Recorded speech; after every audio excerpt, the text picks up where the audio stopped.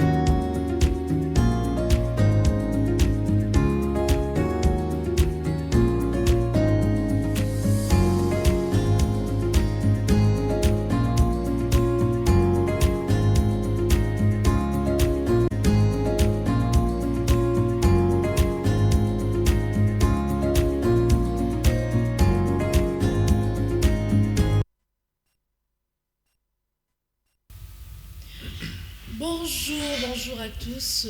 Vous êtes très nombreux en train de nous suivre de partout.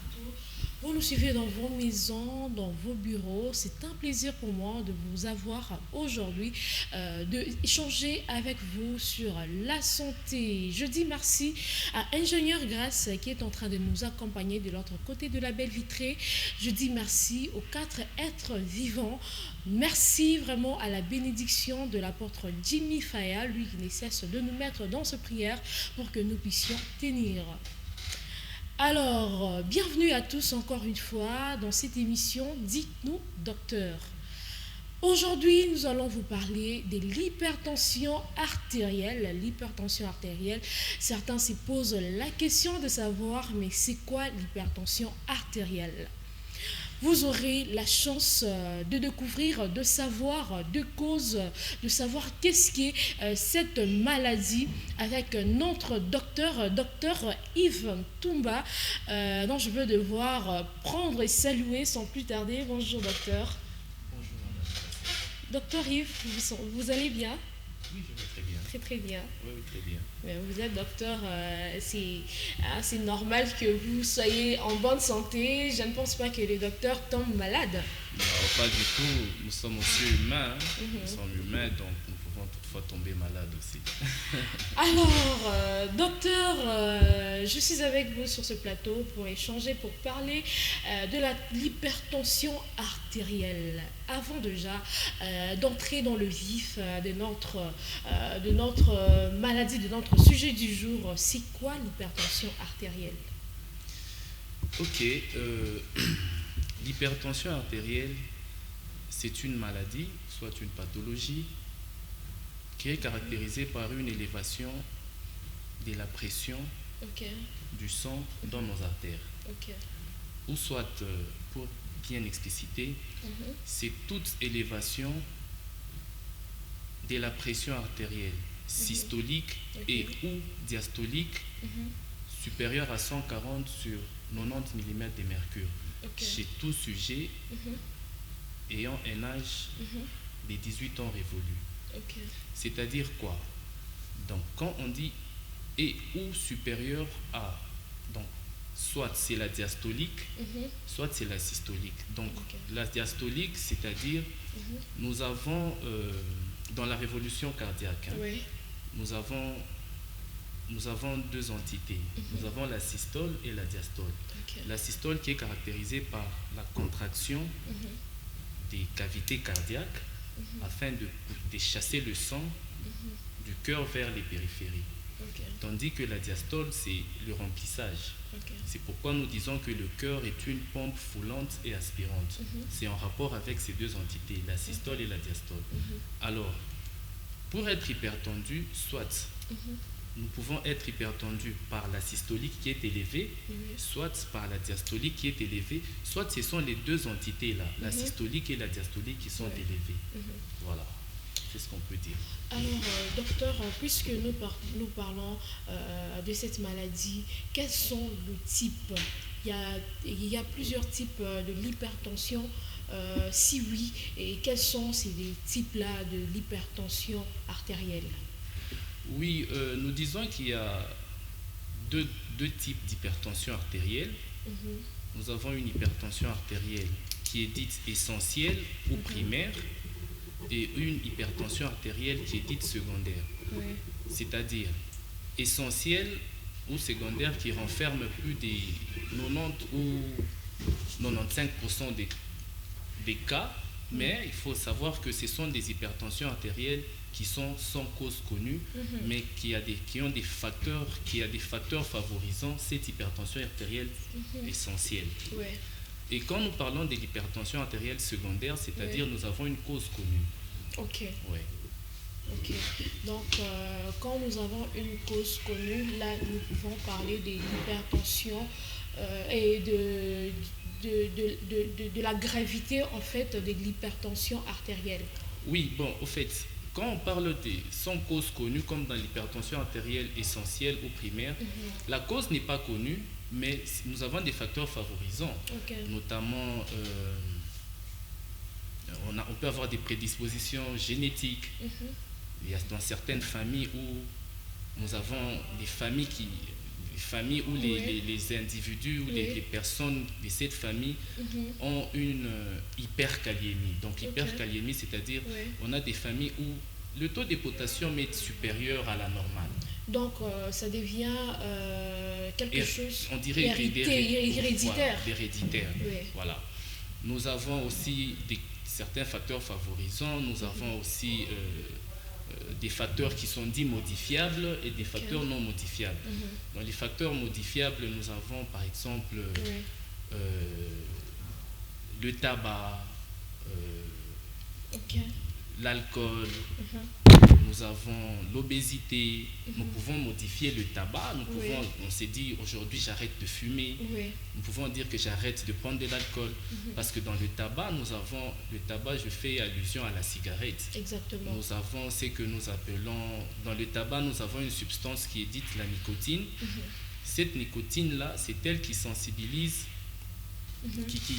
qui sensibilise certaines hormones dites catécholamines, alors qui vont influer sur notre système rénine, angiotensine, aldostérone, afin de produire beaucoup de catécholamines. Voilà.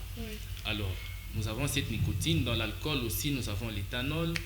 Nous avons l'obésité avec les acides gras.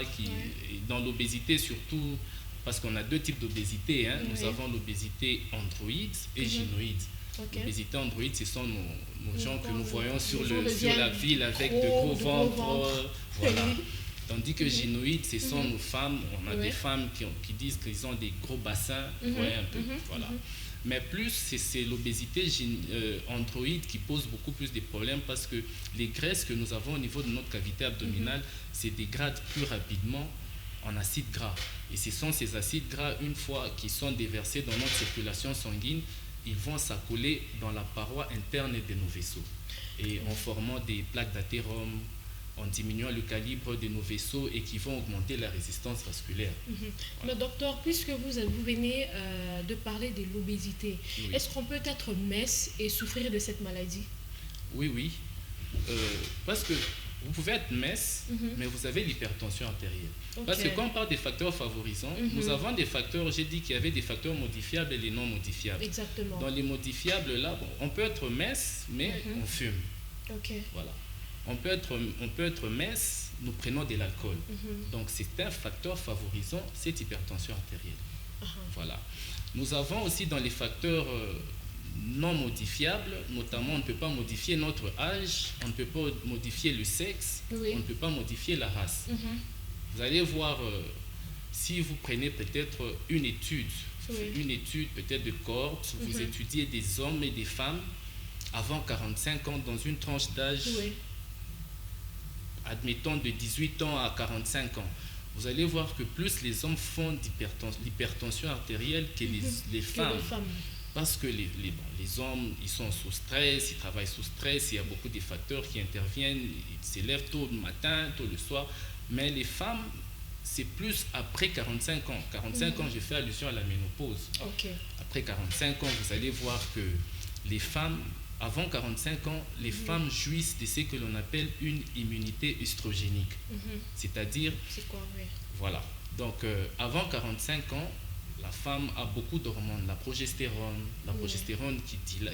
qui protège les vaisseaux sanguins et tout ça. Mais après 45 ans, c'est-à-dire à la ménopause, la ménopause, c'est un épuisement complet du stock folliculaire. Donc, avec comme conséquence l'arrêt des règles, l'arrêt des menstruations, l'arrêt des règles. C'est ça la conséquence de la ménopause. Donc, quand c'est pas chez toute femme qui ne voit pas ses règles, dit c'est déjà la ménopause. Non, c'est pas ça. Donc la ménopause, il faut qu'il y ait un épuisement complet et total du stock folliculaire, avec comme conséquence cet arrêt des menstruations. Ok, voilà. Docteur. Donc, ce que vous venez de donner là, vous avez également énuméré le cause, je peux dire même le cause, c'est ça même les causes, même de l'hypertension artérielle. Alors, docteur, nous voulons savoir quels sont les signes, comment la personne doit-elle savoir que là, je suis en train de souffrir de l'hypertension artérielle? Oui, les signes, on a plusieurs signes. Donc, quand vous avez déjà atteint cet âge, entre 18 ans révolu, comme je le disais dans l'introduction, vous allez voir, vous pouvez avoir des maux de tête qu'on appelle chez nous dans notre jargon des céphalées. Des céphalées qui sont plus localisées dans la région occipitale. L'occipital, c'est relatif à l'occiput. L'occiput, c'est l'arrière du crâne là-bas. L'arrière du crâne, c'est ça l'occiput. Vous avez des maux de tête, mais vous les sentez plus derrière, là, au niveau de l'occiput. Voilà.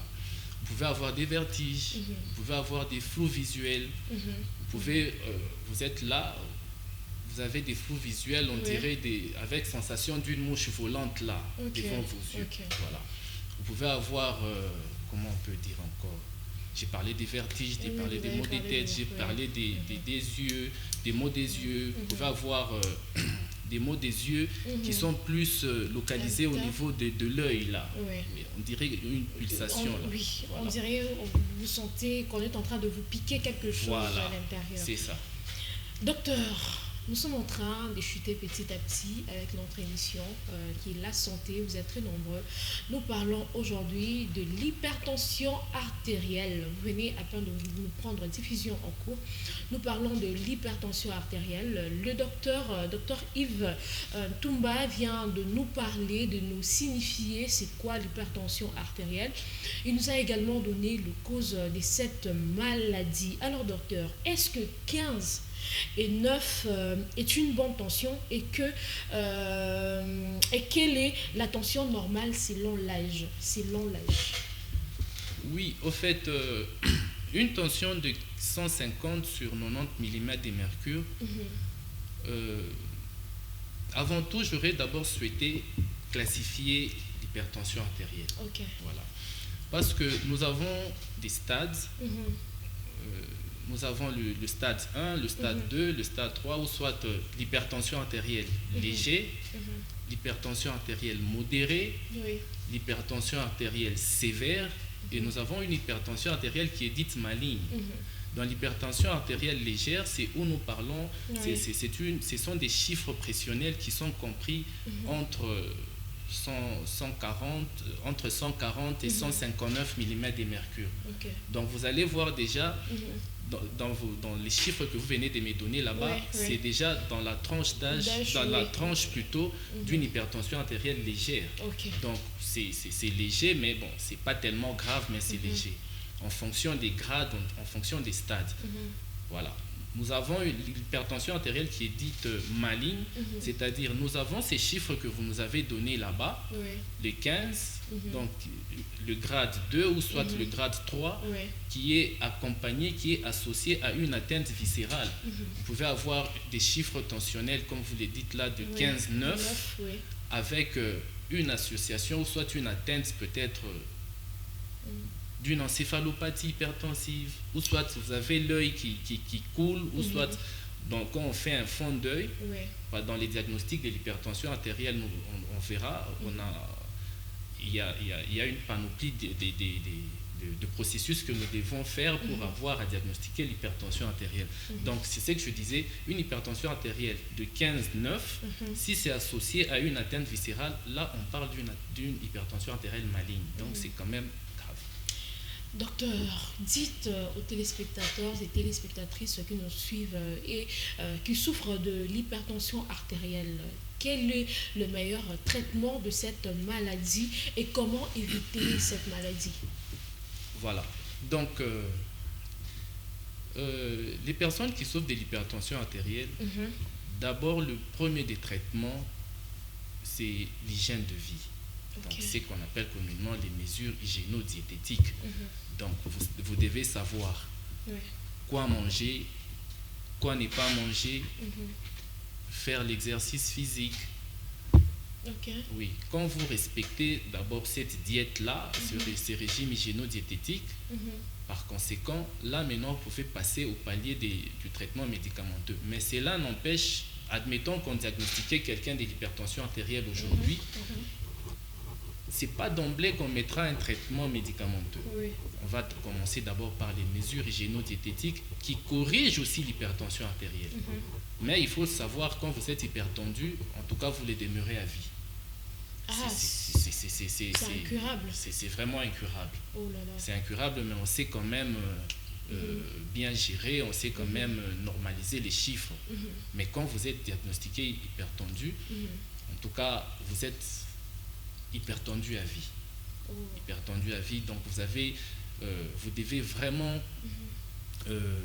respecter tout ce que les médecins auront à vous dire, prendre vos médicaments, parce que dans les médicaments, c'est pas tous les médicaments qu'on donne contre l'hypertension artérielle. Il y a d'abord un préalable, il y a des examens à faire avant d'instaurer un traitement contre l'hypertension. Mais docteur, puisque vous nous avez dit qu'il y a des choses à éviter, nous devions appliquer certains exercices, j'aimerais que vous puissiez nous donner au moins quels sont les exercices à appliquer. Parce que certains vont se dire peut-être c'est faire l'abdos, faire n'importe quel genre d'exercice pour éviter l'hypertension artérielle. Et y a-t-il y a un régime à appliquer sur le plan nutritionnel et autres? Oui, il y a. Quand on parle des exercices, des régimes, c'est ce que nous appelons les mesures hygiéno-diététiques. C'est-à-dire, vous aurez à faire la marche, peut-être le cyclisme, la natation. Voilà. Parlons des régimes. Il faut d'abord éviter des régimes hyper sodés. Donc il faut prendre des régimes hyposodés. Hyposodés, c'est-à-dire qui ne sont pas trop, qui sont pauvres en sel. Parce que nous disons que le sel a une propriété qu'on appelle une propriété hygrométrique. C'est-à-dire quand vous prenez le sel, ça attire l'eau à l'intérieur des vaisseaux. Et par conséquent, il y aura augmentation du débit cardiaque. Et avec l'augmentation du débit cardiaque, nous allons aboutir à une fréquence cardiaque élevée et ainsi arriver à avoir l'hypertension artérielle. Donc nous devons avoir un régime hyposodé, nous devons manger des légumes, nous devons éviter de prendre du café, parce que dans le café, c'est un facteur favorisant l'hypertension artérielle. Dans le café, nous avons la caféine, la caféine qui stimule le système nerveux orthosympathique avec des charges de catécholamines. Vous allez comprendre que ces catécholamines, ce sont des hormones de contre-régulation qui influent aussi sur l'hypertension artérielle, sur la résistance vasculaire et l'hypertension artérielle. Voilà. Nous avons aussi le thé qu'il faut éviter, le thé rouge. Oui, le thé rouge qu'il faut éviter. Ah, c'est pas bon pour la santé. Au fait, quand vous êtes déjà hypertendu, il faut prendre avec modération. Mais quand vous êtes hypertendu, franchement, moi, les malades que je vois souvent, qui viennent me consulter, je leur dis de ne pas prendre du thé. Au contraire, il y a le thé vert qui est mieux toléré, voilà, qu'on peut prendre. Et voilà. De l'alcool qu'il faut éviter, le tabac. Donc, tout ça, ça fait partie des régimes hygiéno-diététiques. Éviter le stress, c'est vrai, le stress, l'éviter avec le monde actuel, notre vie sociale, c'est impossible, c'est impossible vraiment de passer à côté du stress. Donc il faut savoir gérer le stress. Le stress. Voilà. Surtout pour le papa qui rentre à la maison stressé et arrivé à la maison, il y a la maman aussi qui ajoute deux problèmes. On vit le stress. Alors il faut savoir le gérer pour ne pas tomber dans l'hypertension artérielle. Alors, en gros, docteur Yves, qu'est-ce que nos téléspectateurs peuvent retenir de l'hypertension artérielle? Oui, au fait, ce que nos téléspectateurs peuvent retenir, c'est que L'hypertension artérielle, c'est une maladie comme toutes les autres. Ce n'est pas une fatalité, mais si nous la gérons correctement, nous allons éviter d'avoir des complications. Parce que l'hypertension artérielle a des complications, notamment au niveau du cœur, des complications cardiovasculaires.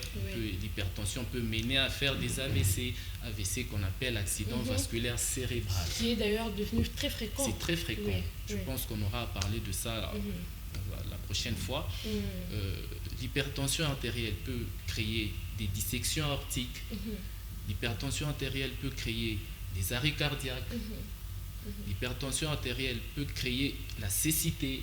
C'est aussi l'une des causes de cécité au monde, l'hypertension artérielle. Parce que quand vous êtes hypertendu, le retentissement est au niveau des yeux aussi. Voilà. Vous perdez la vue. Vous perdez la vue. Vous pouvez avoir parce qu'il y a ce qu'on appelle des rétinopathies hypertensives, tellement que la pression artérielle est élevée au niveau des artères ophtalmiques. Alors là, il y a un problème. L'hypertension artérielle a des retentissements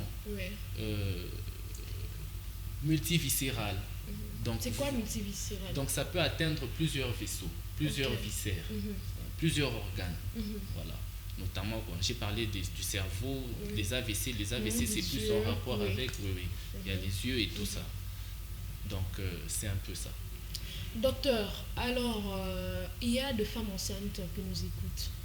Est-ce qu'il y a risque, si une femme enceinte souffre de l'hypertension artérielle, que doit-elle faire? Oui.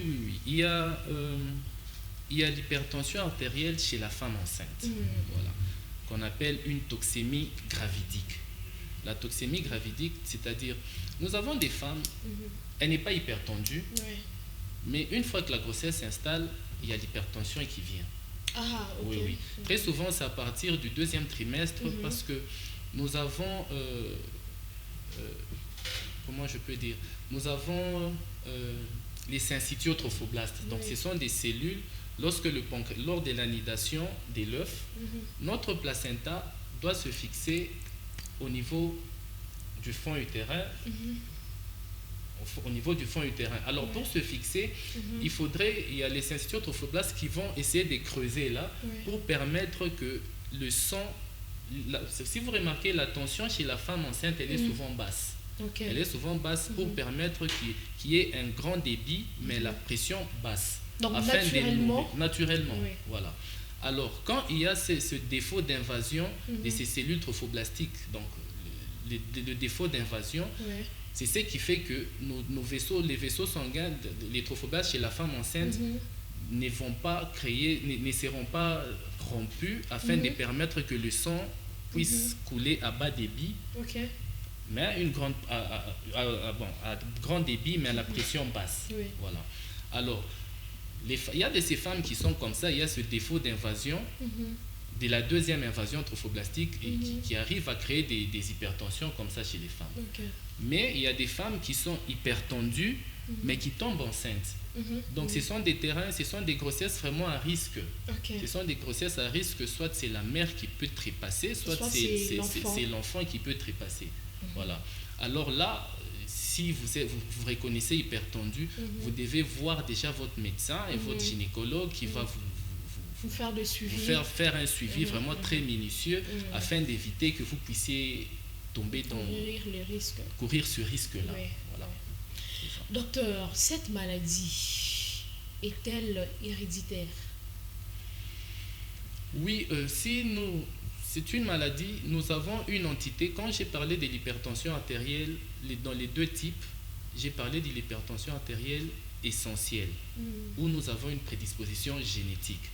Donc quand on parle d'une prédisposition génétique, c'est-à-dire on a une entité qui peut être, la génétique c'est peut-être une entité qui peut être héréditaire aussi, parce que j'ai parlé de certaines familles où il y a certaines familles à hyperkaliémie, certaines familles où il y a des gens avec un taux de rénine trop bas. Or la rénine c'est une hormone, c'est une substance qui influe sur notre système rénine-angiotensine qui permet d'équilibrer la pression artérielle. Alors quand vous voyez dans certaines familles où le papa a peut-être une hyporéninémie ou soit une hyperaldostéronémie. Donc ça va créer ce déséquilibre au niveau de la descendance dans le système rénine-angiotensine. Par conséquent, on peut avoir une entité héréditaire. Mais docteur, y a-t-il pas possibilité d'éviter cela? Par exemple, une mère qui souffre plutôt de l'hypertension artérielle et éviter que cela puisse s'hériter. Éviter à ce que le fils ou toute la famille puisse tourner autour d'une même maladie. Oui, il y a toujours possibilité d'éviter que ça soit transmis. Que ça soit transmis, parce que c'est vrai, bon, l'hypertension artérielle secondaire ou primaire, la cause, elle n'est pas connue, mais ce sont les facteurs de risque qui font que cette hypertension artérielle nous atteigne. Si vous évitez ces facteurs de risque facilement, vous n'allez pas atteindre, vos enfants n'auront pas à avoir l'hypertension artérielle. Voilà. Donc, les femmes enceintes, vous venez d'écouter, de savoir comment éviter l'hypertension artérielle. Et pour les gens qui fument, les fumeurs qui ont du mal à arrêter, docteur, est-ce qu'il y a possibilité de récupérer ces gens-là? Il est fumeur et en même temps, il souffre de l'hypertension artérielle. Malheureusement, ce sont des gens où je dis les conséquences corrigent mieux que les conseils. Parce que la cigarette, c'est vrai, nous parlons de l'hypertension, la cigarette a des répercussions sur l'hypertension, mais la cigarette, elle a des répercussions aussi sur nos poumons. Oui. Donc vous voyez qu'elle n'est pas bonne. Les gens qui fument, en tout cas, si vous remarquez, malheureusement, vous voyez sur nos cycles, c'est même mentionné, fumer est préjudiciable à la santé. Mais bon, pour eux, ils pensent que ce sont des écrits qui sont écrites pour faire plaisir. Non. Docteur, je ne vous coupe pas la parole. Il y a ces filles qui prennent de la chicha. Pour elles, prendre la chicha n'est pas fumer. Est-ce la chicha a des répercussions aussi sur la santé? Puisque nous venons d'énumérer quelques causes qui font en sorte que la personne puisse courir le danger de l'hypertension artérielle. Évidemment, la chicha, elle est très mauvaise.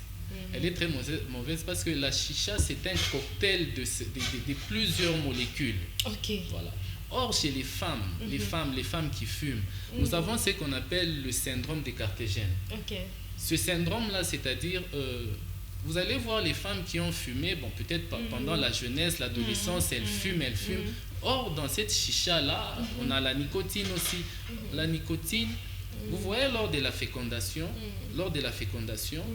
il y a l'ovocyte ainsi que le spermatozoïde qui vont fusionner. Et quand ils fusionnent, parce que la fécondation, elle a lieu dans le entier externe de la trompe de Fallope. Alors, quand il y a cette fécondation, ça doit quitter l'œuf, doit quitter la trompe pour aller au niveau de l'utérus, pour aller se fixer, se nider. Alors, vous voyez, pour que ça quitte là et que ça aille de la trompe vers l'utérus, il y a ce mécanisme-là, il y a un péristaltisme qui s'est fait. Ce péristaltisme est fait parce qu'il y a des cils vibratoires. Vous voyez, il y a des cils vibratoires qui vont faire à ce que ça puisse... ces cils puissent pousser l'œuf des trompes vers l'utérus. Alors la cigarette ou la chicha que vous prenez, elle détruit, elle range ces cils-là. Vous allez voir que donc, cette migration-là ne va pas se faire correctement parce que les cils qui permettent le déplacement de l'œuf seront rongés par la chicha que vous prenez, la substance qui est dans la chicha. Et vous allez voir que ce sont des femmes, après, qui auront des problèmes de conception. Et ils auront à faire souvent des grossesses extra-utérines parce que les cils ne sont plus là. On a la nicotine, la cigarette a rongé tous ces cils qui devaient permettre le déplacement de l'œuf d'un point A vers le point B. Et vous allez taxer les gens de sorciers. Non, c'est ma tante telle, quand je suis allé rester là-bas, alors elle a pris, je ne sais pas, un de mes sous-vêtements et tout ça. Et vous oubliez que vous avez eu des antécédents, des des chichas, des cigarettes. Des cigarettes. Donc, il ne faudrait pas que la jeunesse puisse emporter surtout les femmes, parce qu'une femme, c'est la maternité. Exactement. C'est vrai, Simone de Beauvoir avait dit que la maternité n'était pas sans mon l'eau. Bon, ça dépend. Alors, nous sommes déjà à la fin de notre entretien de ce matin. Docteur, vous avez un mot de la fin? Oui, un mot de la fin. C'est juste un petit conseil et une recommandation. J'aurais souhaité, je demanderais aux personnes qui ne sont pas hypertendues, mais qui ont déjà atteint l'âge de plus de 18 ans en famille, d'avoir au moins un tensiomètre. Ok. Un tensiomètre Chez soi à la maison. Chez soi à la maison. C'est comme les thermomètres. Thermomètre, tensiomètre, glucomètre.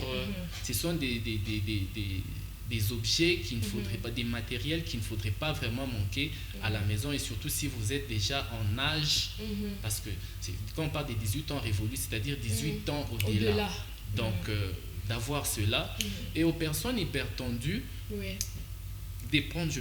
aux personnes hypertendues, de respecter les mesures hygiéno-diététiques, de respecter correctement les médicaments, et d'avoir au moins une visite médicale tous les mois afin de faire ce suivi correct. C'est peut-être ce que je peux dire pour aujourd'hui. Pas un mot de la fin, mais pour aujourd'hui. Alors, c'est défini ainsi pour aujourd'hui.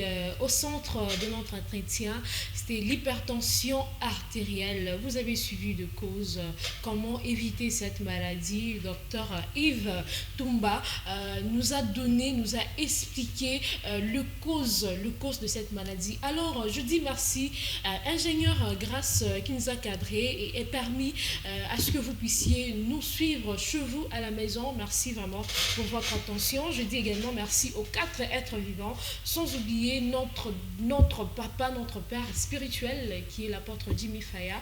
Quant à moi, je vous dis au revoir et bon week-end chez vous.